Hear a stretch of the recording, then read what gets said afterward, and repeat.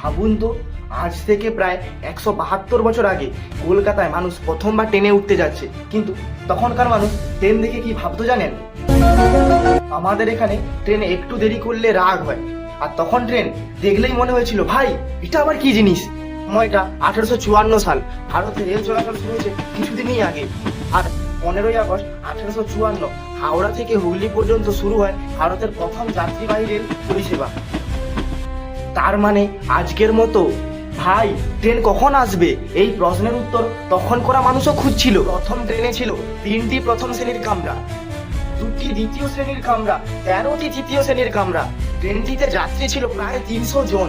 300 জন! তখন তো ট্রেনে উঠতে গিয়ে কেউ আর বলতো না দাদা একটু সরে বসুন, কারণ ট্রেনটাই তো নতুন।